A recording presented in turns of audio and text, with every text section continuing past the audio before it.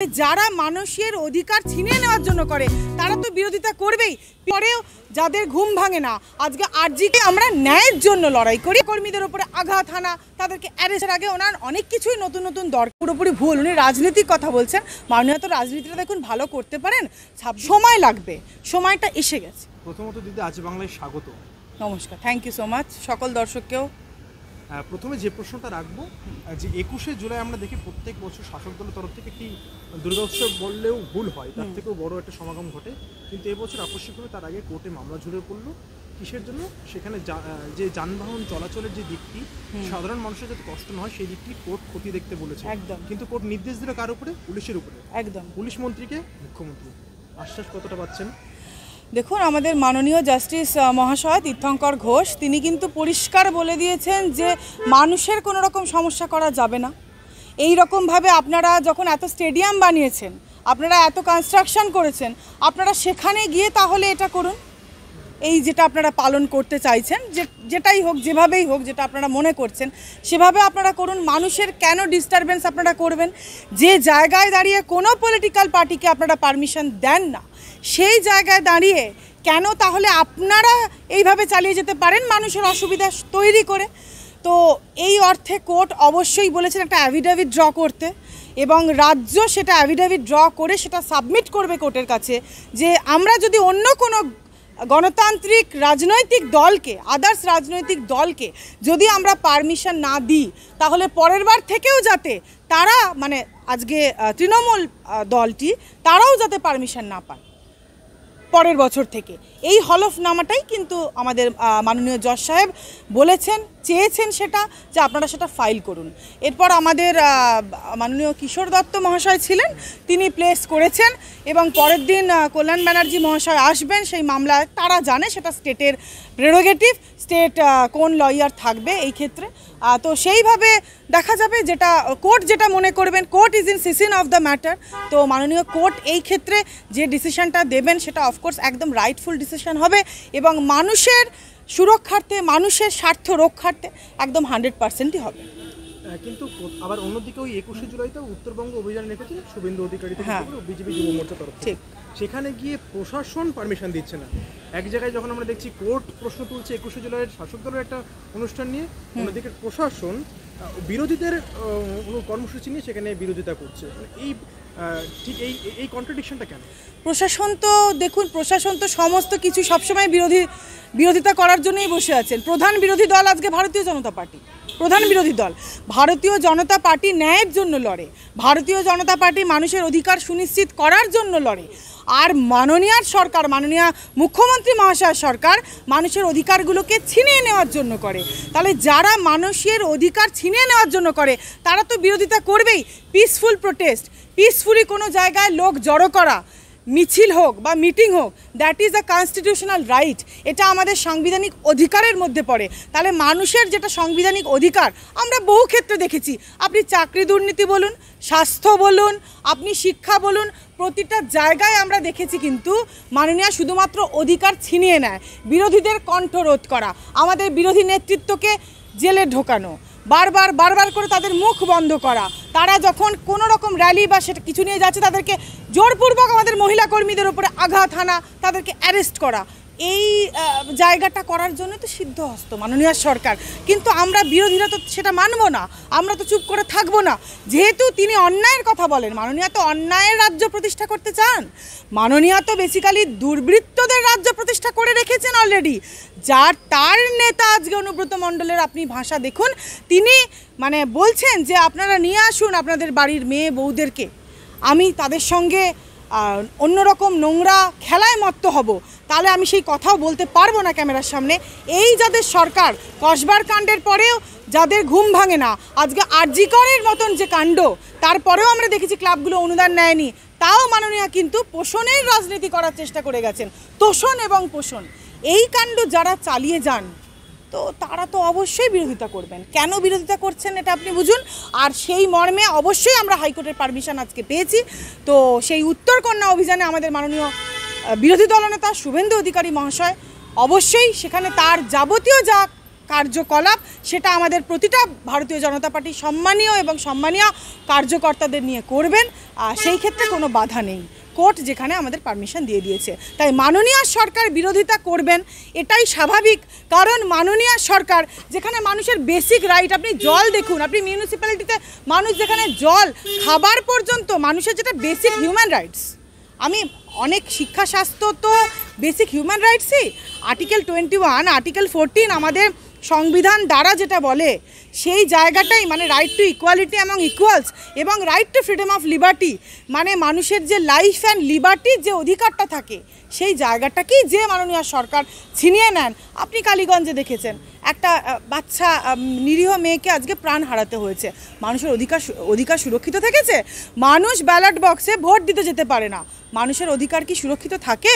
হিন্দুরা ভোট দিতে যেতে পারে না, ওই এলাকায় বোম মানে ফাটিয়ে সেখানে ত্রাস সন্ত্রাস ক্রিয়েট করে রাখা হয়, সেখানে কিছু টাকা দিয়ে দিয়ে সংখ্যালঘুকে দিয়ে জোরপূর্বকই ভোট করানো হয়। আমি বলবো তারা পুরোটা নিজের মন থেকে দেন এটা নয়, সংখ্যালঘুদের যে ভোটটাই হচ্ছে সেটাও কি পজিটিভলি হচ্ছে, প্রপারলি হচ্ছে, মানে তারা কি সত্যি তাদের চিন্তা ভাবনাটা তাদের ভোট বক্সে গিয়ে দিতে পারছে? কোথায় দিতে পারছে? কোথায়? আজকে এরিয়া ডমিনেশন করছে, এরিয়া ডমিনেশন করে কোনোভাবে আমাদের সেন্ট্রালের যারা লোক দেখবেন ধরুন এই জায়গাটা, তাদেরকে প্রপারলি গাইডই করা হচ্ছে না। তাহলে সেই ক্ষেত্রে মাননীয় তো এটাই করবেন, মাননীয় করে যাবেন, এটাই মাননীয়ার কাজ। আমরা বিরোধিতা করব, আমাদের দলনেতা শুভেন্দু দাদা তো আছেনই, আমাদের রাজ্য সভাপতি শ্রমিক দা তিনিও লড়াই করছেন, আমাদের লড়াইটা কোনো ধর্ম সম্প্রদায়ের বিরুদ্ধে নয়। মাননীয় তো সাম্প্রদায়িক রাজনীতি করেন, তাই মাননীয়কে বিরোধিতা করতে হয়। আমরা তো সাম্প্রদায়িক রাজনীতি করি না, আমরা কোনো সম্প্রদায়কে তোষণের বিরুদ্ধে রাজনীতি করি, সেটা যে সম্প্রদায় হোক না কেন। তাই আমরা ন্যায়ের জন্য লড়াই করি এবং আমাদের লড়াইটা ন্যায় বিচারের জন্য, ন্যায়ের জন্য সবসময় জারি থাকবে। কিন্তু ন্যায় বিচারের জন্য লড়াই করলে মানুষ তিনবার সেই তৃণমূল কংগ্রেসকে শাসকের আসনে বসিয়েছে, এটা তো অস্বীকার করার দেখুন, হ্যাঁ না কোনো জায়গা নেই অবশ্যই। দেখুন একটা কথা আমি বলবো, ভারতীয় জনতা পার্টি কিন্তু সিট বেড়েছে, হ্যাঁ সেটা নয়, একটা সময় কিন্তু ভারতীয় এই যে তপন শিকদার মহাশয়ের সময় থেকে যারা যে পার্টির কর্মীরা বুক দিয়ে পার্টিটাকে আগলে রেখে, মানে যখন ভারতীয় জনতা পার্টির ফ্ল্যাগটাও কেউ ধরার ছিল না, তখন কিন্তু তারা ধরে নিয়ে গেছেন আমাদের এই কর্মীরা।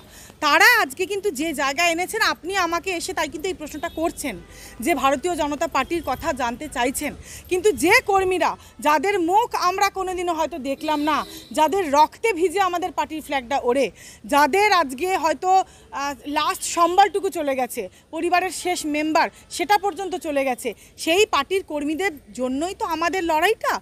তো বেসিক্যালি সেই জায়গায় আমরা অনেকটা ইমপ্রুভ করছি, মানুষকে বুঝতে হবে। আর এই পার্টিটা তো লোকাল পার্টি না, একটা জিনিস বুঝতে হবে, দেখুন তৃণমূল একটা লোকাল পার্টি, ভারতীয় জনতা পার্টি একটা বৃহৎ পার্টি, এটা আমাদের গোটা ভারত জুড়ে। আপনি দেখুন আজকে নরেন্দ্র মোদী মহাশয়ের সরকার মানে প্রচুর জায়গায় কিন্তু আজকে ছড়িয়ে এবং একটা বৃহৎ দল হিসেবে প্রতিষ্ঠিত হয়েছে ভারতীয় জনতা পার্টি। এই রাজ্যেও হবে, সময় লাগবে, সময়টা এসে গেছে। তিনবার করলেও এবারে 26-এ অন্তত মানুষ এই ভুল আর করবে না যে আবার সেই বোকামি করে তৃণমূলকেই ক্ষমতার আসনে রাখবে। যদি মানুষ সেই ভুল করে তাহলে আর বাঙালি হিন্দু বলবো এবং মুসলিম ভাইদের কথাও বলবো, আমি টোটাল সমগ্র বাঙালি সম্প্রদায়কেই বলবো, তাদের কিন্তু বাঁচানোর আর কোনো রাস্তা থাকবে না, সেটা খুব বড় ভুল হবে। বাকিটা অবশ্যই মানুষের উপর। এখানে একটা প্রশ্ন উঠছে যে বিরোধী দলনেতা তুলেছেন যে বিহারে এখনো পর্যন্ত 30 লক্ষ পর্যন্ত ভুয়ো ভোটারের চিহ্নিত করা সম্ভব হয়েছে, বাংলায় যদি হয় গতকালে তিনি বলেছেন 90 লক্ষের আশেপাশে গিয়ে দাঁড়াবে, আমি প্রায় 1 কোটি ধরছি 1/3%। কে করেছে তাহলে আপনি ভাবুন। এই যে আমার প্রথম প্রশ্নে মানে আগে আমি এগুলো বলতে পারতাম, উত্তর দিতে পারতাম যে রোহিঙ্গা ভোটার নিয়ে বা আজকে বোমাবাজি করে পোলিং এজেন্ট বসতে না দিয়ে, এই ইস্যুগুলো আমি বলেছি, আগের অনেক ক্ষেত্রেই বলেছি। এই ক্ষেত্রে আমি এই কারণেই, কারণ এরা তো রোহিঙ্গা ভোটারদেরকে দিয়ে তো পুরো ঢেকে দেওয়া হয়েছে। আমি তো এটাই, আমাদের তো লড়াইটা এটার বিরুদ্ধেই যে যারা ভারতীয় নয় তারা কিভাবে আমাদের দেশে এসে নাগরিকত্ব পাচ্ছে, কিভাবে আধার কার্ড, ভোটার কার্ড এইগুলো বানিয়ে তারা আজকের দিনে দাঁড়িয়ে কিভাবে তারা ভোটটা দিচ্ছে। এই রোহিঙ্গা ভোট, এই তো মাননীয় আজকে ক্ষমতায় রয়েছেন, এটা তো সত্যি কথাই, এটা তো সত্যি। আজকে রোহিঙ্গাদেরকে ঢোকানোর কারণটা কি? মাননীয়ার তো এটা প্ল্যান, মাননীয়া ফ্রি মানে বিজনেস করে দিয়েছেন এটা, যেন ভোটটা মাননীয়ার কাছে একটা বিজনেস হয়ে গিয়েছে। মানে নট অ্যাট অল, একটা কথা বলি না আমরা যে আমাদের লিবার্টি আছে, একটা সিভিল লিবার্টি আর একটা হচ্ছে মানুষের কমন লিবার্টি, কমন লিবার্টিতে চলছে আমাদের রাজ্যটা। তাই জন্যই এই ঘটনা ঘটছে। সিভিল লিবার্টিতে যেখানে ল অ্যান্ড অর্ডার থাকবে, রুল অফ ল থাকবে, যেখানে রুল অফ ডেমোক্রেসি থাকবে, সেটাই হচ্ছে আমাদের সিভিল লিবার্টি। সেখানে কোনো ডেমোক্রেসি তো নেই। এটা কাকে দায় দেবেন? পুলিশ প্রশাসন ছাড়া। আজকে পুলিশ প্রশাসনের যদি জায়গা সেইভাবে থাকে বা তাদের কি করার আছে, পুলিশ মন্ত্রী তো নিজেই তো আমরা দেখতে পাচ্ছি অভয়ার কেসের ক্ষেত্রে এভিডেন্স ট্যাম্পার হয়ে গেছে, ক্রাইম সিন ম্যানিপুলেশন করা হয়েছে, A to Z সমস্ত কিছু একজনকে রাজসাক্ষী করিয়ে দেখিয়ে দেওয়া হচ্ছে, একা সঞ্জয়কে। তো এগুলো তো করছে। আপনি কামদুনি দেখুন, আপনি হাঁসখালি দেখুন, ইফ ইউ সি মানে মেনি কেসেস, আমরা যদি মানে সেভারাল ইনস্ট্যান্সেস যদি আমরা ফলো করি, তো সেটাই তো করছেন।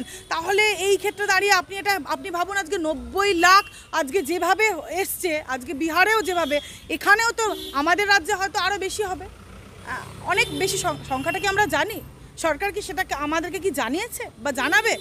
তো এই ক্ষেত্রে দাঁড়িয়ে এটা আমাদের সরকার দেখছেন, সেন্ট্রাল গভর্নমেন্ট দেখছেন। সেন্ট্রাল গভর্নমেন্ট তো প্রকল্প করেছেন যে সমস্তটা জানাতে হবে A to Z, যেটা যারা করতে পারে। কিন্তু মাননীয়া সবটাই আমার স্টেট সাবজেক্ট, যেটা সেন্ট্রালের সাবজেক্ট সেটাও মাননীয়া বলছেন যে আমার সাবজেক্ট বলে মাননীয়া জোরপূর্বক সেগুলো চালিয়ে যাচ্ছেন। এই কারণেই তো আমাদের ভোটের অঙ্কটা এইভাবে এতটা এফেক্টেড হচ্ছে। এগুলো তো ভাববার বিষয়, অবশ্যই ভাববার বিষয়। দেখা যাক, দেখুন সেটা হোম মিনিস্ট্রি দেখবে, সেটা হোম মিনিস্ট্রিকে আমাদের কি ডিসিশন নেয় তারা, সেটা আমরা তাদের উপরেই থাকবো। তো আমাদের শীর্ষ নেতৃত্বরা আছেন, তারা দেখবেন এটা। তবে হ্যাঁ, ভাববার বিষয় তো ডেফিনেটলি। বাঙালি অবাঙালি ইস্যু নিয়ে আবার সুর চড়েছে মুখ্যমন্ত্রী। এবার কোন প্রেক্ষাপটে চলেছে, যখন পশ্চিমবঙ্গের বাইরে যখন পশ্চিমবাংলা থেকে মানুষরা যাচ্ছে, বাংলা ভাষায় কথা বলে তাদেরকে কেউ পুলিশে ধরে নিয়েছে, এরকম অত্যাচার উঠছে। তো এটা তো কোথায় নিয়ে যাচ্ছে ধরে ধরে? আসামে? মানে কোথায় ধরে যাচ্ছে? বাংলাদেশে বর্ডারে পাঠিয়ে দিচ্ছে, আবার কোনো ডিটেনশন। বাংলা এটা হচ্ছে না তো, বাংলার বাইরে বলছে, বাংলার বাইরে বলছে। এবং মুখ্যমন্ত্রী কালকে এটাও বলেছে যে কত ডিটেনশন ক্যাম্প আছে, তৈরি থাকুক, আমাকেও ঢোকার দরকার হবে। এগুলো মিথ্যা কথা বলছেন মাননীয়। আমি বলছি ডাইরেক্টলি, আমি আপনাকে কনফিডেন্টলি বলছি, এটা হতেই পারে না। আমাদের মানে আসামের যিনি মুখ্যমন্ত্রী মহাশয় আছেন, তিনি এরকম ধরনের মানুষই নন। তিনি বাঙালি স্বরূপ। মানে আমরা তো আসামে গিয়ে আমরা বাংলাতেই কথা বলি। আমি বলছি তারা বাঙালি ভালোবাসে। কোনোদিন এটা হতেই পারে না। যেটা হচ্ছে তার ডাবল দেখাচ্ছেন টিআরপি বাড়ানোর জন্য। এটাও মাননীয় একটা রাজনীতি। কোনো জায়গায় যদি কেউ বাঙালিকে, এটা হতে পারে, এটা শুধু বাঙালি বলে নয়, বাঙালি বিহারি যে কোনো জাতকেই টার্গেট করাটা উচিত নয়। এটা আইন বিরুদ্ধ, এটা আমাদের সংবিধান বিরুদ্ধ। কিন্তু মাননীয়া যেটা দেখাতে চাইছেন, আমি বাঙালিদের হয়ে কাজ করছি। যদি সত্যিই মাননীয়া বাঙালিদের হয়ে কাজ করেন, তাহলে এই যে শিক্ষকগুলো আজকে রাস্তায়, তারা কি বাঙালি নন? আজকে যে বোনগুলো আজকে স্বাস্থ্য দুর্নীতিতে মারা যাচ্ছে, তারা কি বাঙালি নন? মাননীয়া কার হয়ে কাজ করছেন? মাননীয়া তো বেসিক্যালি দেখাতে চাইছেন আমি বাঙালির হয়ে কাজ করছি, বাট বাঙালির বিরুদ্ধ কাজ করছেন। বা মাননীয়া যেটা বলছেন সেটা কমপ্লিটলি, মানে আমি পুরোপুরি সেটাকে আমি রিজেক্ট করছি। এই কথাটা পুরোপুরি ভুল। উনি রাজনীতির কথা বলছেন। মাননীয়া তো রাজনীতিটা দেখুন ভালো করতে পারেন। 26-এর আগে ওনার অনেক কিছুই নতুন নতুন দরকার দেখা যাচ্ছে। উনি যখন রাস্তায় হাঁটছেন, কয়েক হাজার লোক হচ্ছে, দেখিয়ে দেবেন। এবার উনি বলবেন দেখুন আমি এত লাখ লাখ লোক হয়েছে। মাননীয়ার এটা তোষণের রাজনীতি। এখন মাননীয়া মনে করছেন বাঙালি তোষণ করে আমি চলবো। প্রচুর জায়গা থেকে প্রচুর মুসলিম ভাই বোনরা আছে যারা চাকরিটা হারিয়েছে, তারা চাকরিটাকে ফিরে পেতে চাইছে। তারা এটাও বলছে টিউশনই পড়াবো, তবু আমাদের মান সম্মান ফেরত দেওয়া হোক। তারা বাঙালি নয়। আজকে বাঙালি তো যেমন রবীন্দ্রনাথও, সেরকম বাঙালি তো নজরুল ইসলামও। তাহলে বাঙালিকে বাঁচাচ্ছেন কোথায় মাননীয়া? মাননীয়া দেখাচ্ছেন, মাননীয়া একটা হিড়িক তুলছেন, মাননীয়া একটা পলিটিক্যালি ইস্যু ক্রিয়েট করছেন। মাননীয়া যদি সত্যিই বাঙালিকে বাঁচানোর হতো না, তাহলে মাননীয়া বাঙালিদের যে অধিকার, মানে আমরা যারা এই বেঙ্গলের যারা বাঙালি, তাদেরকে প্রথম উনি সুরক্ষা দিতে পারতেন, জাস্টিস দিতে পারতেন। তার আগে নয়। আসাম গভর্নমেন্ট এই রকম বা এটা হতে পারে না। বা বিভিন্ন জায়গায়, অন্য জায়গাতেও আপনি সেটা তৃণমূলেরই কোনো বাঙালিকে উনি হয়তো দেখুন ক্যাডার করে নিয়ে গিয়ে বিজেপিকে দাগিয়ে দেওয়ার জন্য বেসিক্যালি এটা করছেন। বিজেপিকে দাগানোর জন্য উনি এটা করতে পারেন। আমি এটা বলতে পারি, বিজেপিকে দাগানোর জন্য উনি এটা করতে পারেন। ক্যান বি, যদি যে ঘটনা হয়ে থাকে সেটা মিনিমাম, সেটাকে উনি বাড়িয়ে বিজেপির দিকে ঠেলে বেসিক্যালি উনি দেখাতে চাইছেন বা বিজেপি হচ্ছে বাঙালি বিরোধী। ব্যাপারটা বুঝুন, এটা হচ্ছে ওনার রাজনীতি। ওনার রাজনীতি বাঙালিকে সুরক্ষা করা নয়। ওনার রাজনীতি যে বিজেপি হচ্ছে বাঙালি বিরোধী, এটা তো কখনোই নয়। বিজেপি বাঙালি বিরোধী নয়। তাহলে তামিলনাড়ুতে কেন, যদি তারা বিজেপি করছে না, সেখানে বিজেপি ওয়ার্কার নেই? বা আপনি যদি বলেন যে কোনো জায়গায়, মালায়াল, যে কোনো স্টেটে, মানে যে কোনো লোকাল ভাষা যেটাই ইউজ করুক না কেন, সেইখানেও তো আজকে ভারতীয় জনতা পার্টির জয় জয়কার। তাহলে কেন নয়, বাংলায় নয় কেন? আসবে, উনি ভয় পাচ্ছেন, তাই মাননীয় এগুলো বলছেন।